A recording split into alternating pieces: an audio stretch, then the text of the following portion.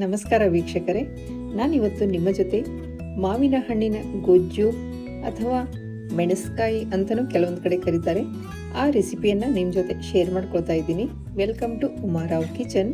ನಾನಿಲ್ಲಿ ಈ ಸಕ್ಕರೆ ಗುತ್ತಿ ಮಾವಿನ ಹಣ್ಣುಗಳನ್ನು ತೆಗೆದುಕೊಂಡಿದ್ದೀನಿ. ನೀವು ಯಾವ ಮಾವಿನ ಹಣ್ಣು ಬೇಕಿದ್ರೂ ತಗೋಬಹುದು, ಆದರೆ ಈ ಸಣ್ಣ ಸಣ್ಣ ಮಾವಿನ ಹಣ್ಣುಗಳಿದ್ದರೆ ಇದು ತುಂಬ ಚೆನ್ನಾಗಿರುತ್ತೆ. ನೀವು ಈ ಸಣ್ಣ ಮಾವಿನ ಹಣ್ಣುಗಳು ನಿಮಗೆ ಸಿಗದೇ ಇದ್ದಲ್ಲಿ ನೀವು ಈ ರೆಸಿಪಿಯನ್ನು ತೋತಾಪುರಿ ಮಾವಿನಕಾಯಿಯಲ್ಲೂ ಕೂಡ ಇದನ್ನು ಟ್ರೈ ಮಾಡಬಹುದು.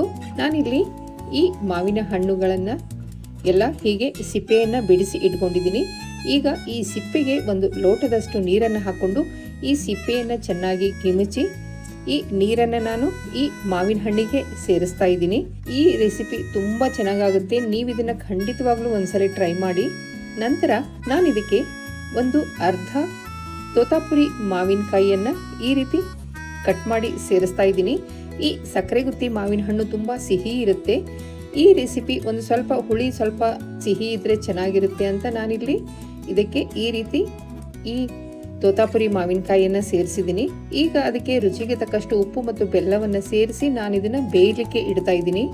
ಈಗ ಇದಕ್ಕೆ ಹಾಕಲಿಕ್ಕೆ ಒಂದು ಮಸಾಲೆ ಪುಡಿಯನ್ನು ರೆಡಿ ಮಾಡ್ಕೊಳ್ಳೋಣ. ಅದಕ್ಕಾಗಿ ನಾನಿಲ್ಲಿ 1 ಸ್ಪೂನಷ್ಟು ಉದ್ದಿನಬೇಳೆ, 1/4 ಸ್ಪೂನಷ್ಟು ಮೆಂತೆಯನ್ನು ಹೀಗೆ ಹುರಿತಾ ಇದ್ದೀನಿ. ಒಬ್ಬೊಬ್ಬರು ಒಂದೊಂದು ಮಸಾಲೆಯನ್ನು ಹಾಕ್ತಾರೆ. ಈಗ ನಾನು ಇದಕ್ಕೆ 1.5 ಸ್ಪೂನಷ್ಟು ಎಳ್ಳನ್ನು ಸೇರಿಸಿದ್ದೀನಿ. ಹಾಗೆ ಒಂದು ಅರ್ಧ ಬಟ್ಟಲು ಕಾಯಿಯನ್ನು ಸೇರಿಸಿದ್ದೀನಿ. ನೀವು ಬೇಕಿದ್ರೆ ಈ ಹಸಿ ಕಾಯಿ ಬದಲಿಗೆ ಒಣ ಕೊಬ್ಬರಿ ತುರಿಯನ್ನು ಬೇಕಿದ್ದರೂ ಸೇರಿಸಬಹುದು. ಈಗ ನಾನಿದಕ್ಕೆ ಕರಿಬೇವನ್ನು ಸೇರಿಸ್ತಾ ಇದ್ದೀನಿ. ಹಾಗೆ ಒಂದು ಚೂರು ಇಂಗನ್ನು ಸೇರಿಸ್ತಾ ಇದ್ದೀನಿ. ನಂತರ ಇದಕ್ಕೆ ಒಂದು ಚೂರು ಎಣ್ಣೆಯನ್ನು ಹಾಕಿ ನಾನಿಲ್ಲಿ 5ರಿಂದ 6 ಬ್ಯಾಡಗಿ ಮೆಣಸನ್ನು ಸೇರಿಸಿ ಹುರಿತಾ ಇದ್ದೀನಿ. ಈ ರೆಸಿಪಿ ತುಂಬ ಖಾರವಾಗೇನು ಇರೋದಿಲ್ಲ, ಹೀಗಾಗಿ ನಾನಿಲ್ಲಿ ಬರೀ ಬ್ಯಾಡಗಿ ಮೆಣಸಿನಕಾಯಿಯನ್ನಷ್ಟೇ ಸೇರಿಸ್ತಾ ಇದ್ದೀನಿ.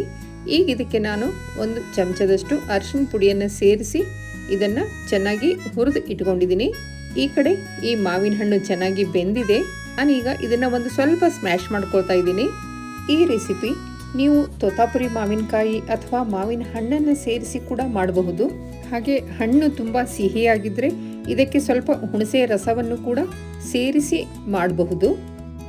ಇದು ನಿಮಗೆ ಅನ್ನದ ಜೊತೆಗೆ, ಚಪಾತಿ ಜೊತೆಗೆ, ಹಾಗೆ ದೋಸೆ ಜೊತೆಗೆ ಕೂಡ ಇದು ತುಂಬ ಒಳ್ಳೆ ಕಾಂಬಿನೇಷನ್ನು.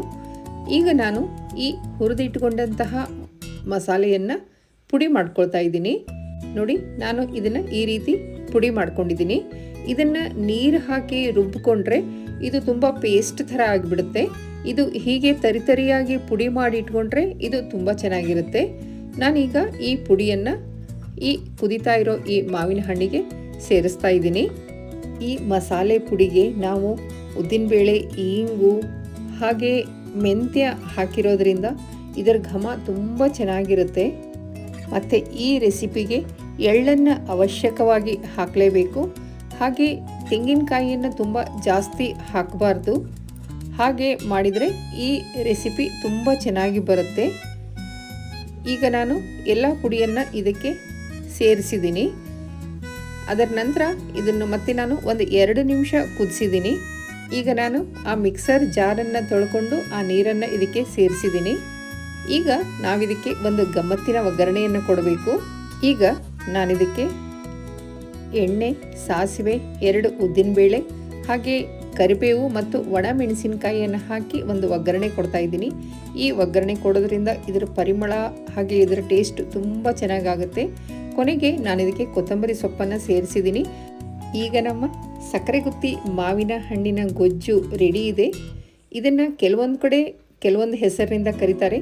ನಿಮ್ಮಲ್ಲಿ ನೀವು ಇದನ್ನು ಏನಂತ ಕರಿತೀರಿ ಅಂತ ನನಗೆ ಕಾಮೆಂಟ್ ಮುಖಾಂತರ ತಿಳಿಸಿ. Thank you.